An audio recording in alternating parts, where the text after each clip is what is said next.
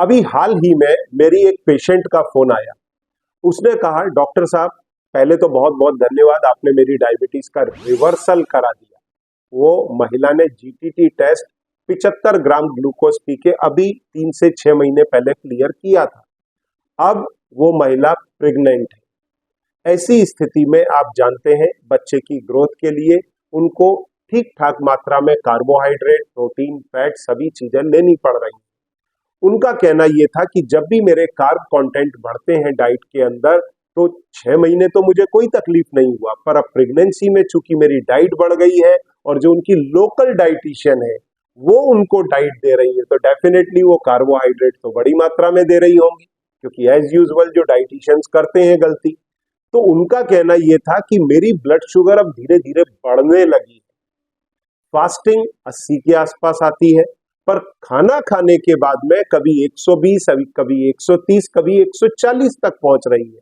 तो ऐसे में मैं क्या करूं, क्योंकि नहीं तो मैं दोबारा से डायबिटिक हो जाऊंगी और अभी उनका सेकंड ट्राइमेस्टर शुरू हुआ है। तो ऐसे में मैंने सोचा कि क्यों ना इनको मील सीक्वेंसिंग की एडवाइस दी जाए। तो अगर वो मील सीक्वेंसिंग को फॉलो करेंगी तो उनके ब्लड शुगर में स्पाइक नहीं आएंगे तो इंसुलिन का रेजिस्टेंस उनके शरीर में बिल्ट नहीं होगा। लंबे समय तक वो अपने आप को नॉन डायबिटिक रेंज में रख सकेंगे। पॉसिबल है थ्रू आउट प्रेगनेंसी। इसी तरह का बेनिफिट सीक्वेंसिंग ऑफ मील का दूसरे लोग भी ले सकते हैं। यदि आपकी फैमिली में डायबिटीज का हिस्ट्री है, यदि आपकी फैमिली के अंदर ओबेसिटी का हिस्ट्री है, तो अगर ऐसे में आप मील सीक्वेंसिंग में जाते हैं तो पॉसिबल है कि आप लाइफ टाइम खुद को डायबिटीज से बचा के रख सकें या डायबिटीज को लंबे समय तक टाल सकें। परंतु यदि आप डायबिटिक हैं तो अपने मील्स के अंदर इस प्रकार के चेंजेस करने से आपकी ब्लड शुगर स्पाइक नहीं होगी, रेमिजन और रिवर्सल में मदद होगा। यदि आप किसी प्रोटोकॉल में हैं डायबिटीज के रेमिजन और रिवर्सल के, और कभी आप रात को पार्टी के अंदर जा रहे हैं या घर के बाहर हैं, तो यदि आप मील सीक्वेंसिंग को फॉलो करते हैं तो आप अपनी ब्लड शुगर को कंट्रोल में रख सकते हैं। अब कम से कम मैंने 10 बार मील सीक्वेंसिंग वर्ड को रिपीट किया। इसमें हो सकता है आप ये सोच रहे हो कि यार इसके बारे में तो बताओ। तो दरअसल हमारे भोजन में 3 मैक्रोन्यूट्रिएंट्स हैं। पहला है प्रोटीन, ये हमारे ब्लड शुगर को स्पाइक नहीं करता, पर हाँ थोड़ा बहुत इंसुलिन की मात्रा पर इंपैक्ट करता है। दूसरा है फैट, ये कहीं से भी न शुगर स्पाइक करेगा न इंसुलिन को स्पाइक करेगा। और तीसरा है carbohydrate. Carbohydrate definitely insulin resistance भी बढ़ाएगा और ब्लड शुगर को भी स्पाइक करेगा। अब ये कार्बोहाइड्रेट भी 2 या 3 तरह की कैटेगरी में डिवाइडेड है। एक तो सिंपल फाइबर है जो हमारे शरीर के लिए बहुत जरूरी है और मोशन के बनने के लिए जरूरी है, और ये फाइबर अगर हमारे डाइट में अधिक होगा, जो एक प्रकार का कार्बोहाइड्रेट ही है, तो हमारी ब्लड शुगर स्पाइक नहीं होगी। पर इसके साथ में जो होता है स्टार्ची फूड या मीठे सिंपल कार्बोहाइड्रेट या फीके जो कॉम्प्लेक्स कार्बोहाइड्रेट है, ये हमारी शुगर को स्पाइक करते हैं, इंसुलिन रेजिस्टेंस को बढ़ाते हैं, जो मुख्य कारण बनते हैं किसी इंसान में डायबिटीज होने का या फिर लाइफ टाइम डायबिटिक रहने का। तो ऐसी स्थिति में अगर हम मील सीक्वेंसिंग का सहारा लेते हैं तो अपने ब्लड शुगर के स्पाइक्स को घटा सकते हैं, रोक सकते हैं। अब मील सीक्वेंसिंग को मैं कुछ ह्यूमन ट्रायल्स के माध्यम से आपको समझाना शुरू करूंगा। देखिए सामने स्क्रीन पर आप देख सकते हैं 2015 में न्यूयॉर्क में एक ह्यूमन ट्रायल कंडक्ट की गई जो थी व्हील कॉर्नल मेडिकल कॉलेज के अंदर, और इसका सब्जेक्ट था food order has a significant impact on post prandial glucose and insulin levels. और इसके अंदर एक डॉक्टर अल्पना शुक्ला इन्वॉल्व थी। इसके अंदर टोटल पेशेंट्स को 2 ग्रुप्स के अंदर डिवाइड किया गया, और यहाँ पर जो फूड था उसमें फाइबर रिच डाइट के लिए उन्होंने सैलेड्स और वेजिटेबल्स को इंक्लूड किया।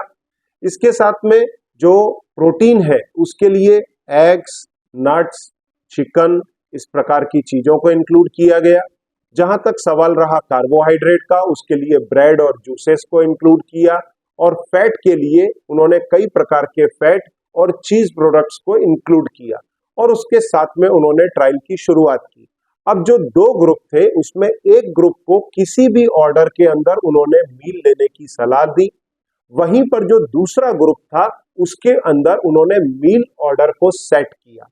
मील ऑर्डर को उन्होंने किस प्रकार से सेट किया कि सबसे पहले उनको फाइबर रिच फूड लेना है, मतलब सैलेड और ग्रीन लीफी सैलेड खास तौर से। तो इसमें सबसे पहले पेट के अंदर फाइबर्स पहुंचते हैं और बहुत ही लो अमाउंट इनके अंदर कार्ब्स का होता है, 2 से 3% तक का। ये सारे वेजिटेबल्स जो है नॉन स्टार्ची होते हैं। अब इसके बाद में जो इन्होंने सेकंड सीक्वेंस रखा वो रखा प्रोटीन रिच और फैट रिच फूड का, जिसके अंदर चिकन, नट्स या फिर दूसरे प्रकार के नॉन वेजेस, एग, फिश, इस प्रकार की चीजें थी। और लास्ट में फिर इन्होंने स्टार्ची फूड्स दिए जिसके अंदर ब्रेड थी या फिर जूसेस वगैरह थे। खास तौर से जूसेस या मीठी चीजों को उन्होंने एज ए डेजर्ट यूज किया। तो जब इस सीक्वेंस के साथ में ये लोग आगे बढ़े तो इन्होंने देखा एक सरप्राइजिंग फैक्ट कि जिस ग्रुप के अंदर उन्होंने रैंडमली चीजों को कंज्यूम करने के लिए बोला था, उस ग्रुप के अंदर और जो कंट्रोल्ड ग्रुप था उसमें ब्लड शुगर के स्पाइक्स के अंदर भारी चेंजेस नोटिस किए गए। अब जो इन पेशेंट्स के ऊपर स्टडी किया गया ब्लड शुगर का, उसमें 3 प्रकार की रीडिंग ली गई, खाना खाने के 30 मिनट बाद, 60 मिनट बाद और 120 मिनट बाद, मतलब 2 घंटे बाद। जो 30 मिनट के बाद में ब्लड शुगर के रीडिंग लिए गए तो जो रैंडम ग्रुप था उससे कंट्रोल ग्रुप के अंदर लगभग 29% शुगर के स्पाइक्स कम पाए गए। 1 घंटे के बाद में ये था लगभग 37% का डाउन और जो 2 घंटे बाद का रीडिंग था वो था करीब 17% का डाउन। तो ये दिखाता है कि मील सीक्वेंसिंग से आपके ब्लड शुगर के स्पाइक्स के अंदर भारी चेंजेस आ सकता है। और इसी प्रकार की एडवाइस जो मैं अक्सर मरीजों को देता हूं और इस प्रेग्नेंट लेडी को भी मैंने यही एडवाइस दिया कि वो मील सीक्वेंसिंग का बेनिफिट ले, या फिर इसी मील सीक्वेंसिंग का बेनिफिट यदि आप डायबिटीज के कंट्रोल, रेमिशन और रिवर्सल प्रोग्राम में हमारा डायबिटीज हॉलीडे प्रोग्राम अडॉप्ट करते हैं, उसको ज्वाइन करते हैं, तो उसमें भी हम सलाह देते हैं। किस प्रकार से? हम किसी भी मरीज को ये नहीं कहते कि आप अपने दिन की शुरुआत फलों से करें। आपने सुना होगा सोशल मीडिया पर कई इस प्रकार के वीडियोस आते हैं जिनमें ये सलाह दी जाती है कि आप अपने दिन की शुरुआत फलों के साथ करें और भर करके अपने बॉडी वेट का 1% आप फ्रूट कंज्यूम करें और मीठे से मीठे फल कंज्यूम करें। दरअसल ये सबसे पहले आपके ब्लड शुगर को स्पाइक देगा। सपोज करिए आपकी सुबह की ब्लड शुगर है 120 और आपने शुरुआत की दिन की मीठे ही मीठे फलों से, तो फिर आप 30 मिनट, 1 घंटे और 2 घंटे बाद की अपनी ब्लड शुगर रीडिंग चेक कर लीजिए। वहीं अगर आप मान लीजिए नॉन वेजिटेरियन है तो आप सुबह में 3 अंडे का ब्रेकफास्ट, कुछ नट्स और शुगर फ्री स्टीविया के साथ में चाय का आनंद लें और फिर आप 30 मिनट, 1 घंटे और 2 घंटे बाद की शुगर रीडिंग चेक करें। आपको एक ही दिन में जमीन आसमान का फर्क दिखाई दे जाएगा। और यदि आप वेजिटेरियन हैं तो वेजिटेबल चीला लें, कुछ नट्स लें जिसके अंदर आपको अच्छी मात्रा में प्रोटीन और फैट मिलेगा। और यदि आप चाय लेना चाहते हैं तो शुगर फ्री स्टीविया के साथ में आप चाय ले सकते हैं।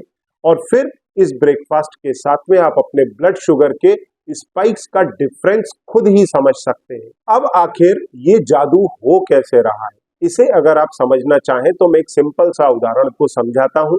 मान लीजिए आपके पास में किचन में हर एक के पास में एक सिंक होता है। अब उस सिंक के अंदर आप नल को चालू कर दीजिए और पानी को फ्री फ्लो के अंदर गिरने दीजिए, तो आप देखेंगे कि तेजी से आपने जो पानी डाला था वो बाहर नाली में बहता हुआ चला जा रहा है।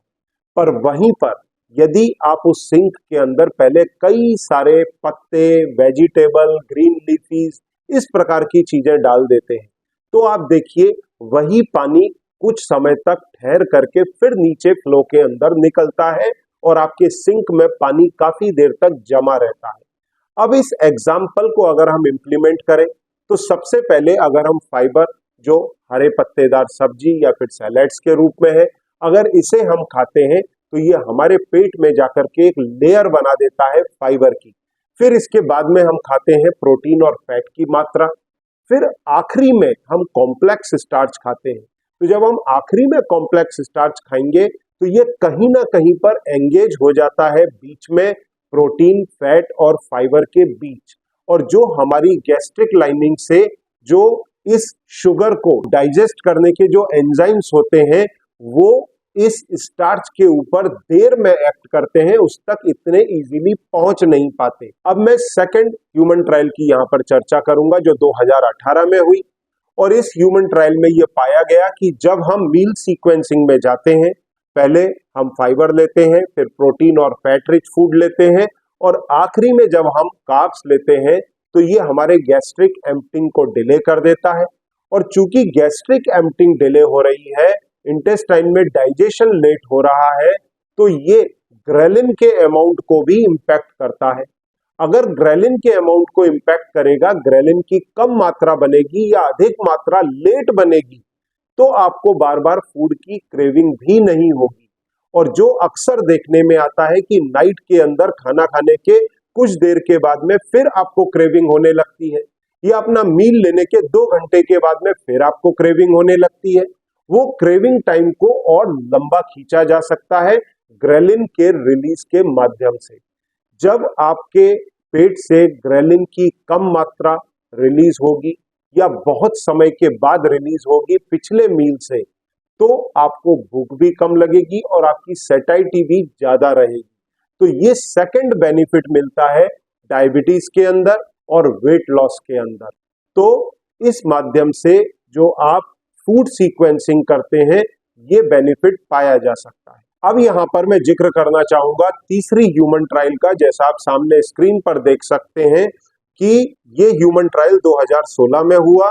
Manipulating the sequence of food ingestion improves glycemic control in type 2 diabetes patients under free living conditions। अब ये जो ह्यूमन ट्रायल था ये लगभग 8 वीक का था, और इसमें भी अक्सर जैसे ह्यूमन ट्रायल में 2 ग्रुप बनाए जाते हैं, उसी प्रकार से इसमें 2 ग्रुप बनाए गए, और ये लगभग 8 वीक के लिए ट्रायल किया गया। और 8 वीक के लास्ट में ये देखा गया कि जिन लोगों ने मील सीक्वेंसिंग को फॉलो किया था, उन लोगों के अंदर लगभग 18 मिलीग्राम का ड्रॉप पाया गया ब्लड शुगर के अंदर। तो ये हमको बेसिकली फॉलो करना चाहिए, चाहे हम डायबिटिक हैं या डायबिटिक नहीं है। अगर हम डायबिटिक नहीं है, मील सीक्वेंसिंग को फॉलो करते हैं, तो लाइफ में डायबिटीज को आने से रोका जा सकता है।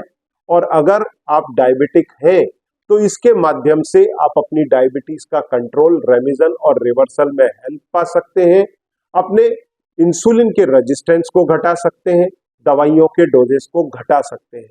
अब यहाँ पर जब भी आप मील सीक्वेंसिंग करते हैं तो आपको बेसिकली इसको क्लोजली ऑब्जर्व करना चाहिए, और आपको 3-4 जो बेनिफिट है वो अवेल करना चाहिए। सबसे बड़ा बेनिफिट क्या है? आपके ब्लड शुगर में स्पाइक आने कम हो जाएंगे, आपका HbA1c के अंदर ड्रॉप आएगा, आपका ट्राइग्लिसराइड और कोलेस्ट्रॉल इसकी जो रीडिंग्स है उनके अंदर ड्रॉप आएगा। ये आपके हार्ट हेल्थ के लिए अच्छा है, आपके वेट लॉस करने में मदद करता है। तो ये सारे बेनिफिट आपको मील सीक्वेंसिंग से मिलते हैं। और फिर भी यदि आपकी डायबिटीज या मील सीक्वेंसिंग से रिलेटेड कुछ क्वेरीज है तो सामने दिए गए नंबर पर संपर्क करें, मेरी टीम आपकी मदद करेगी। Thank you very much.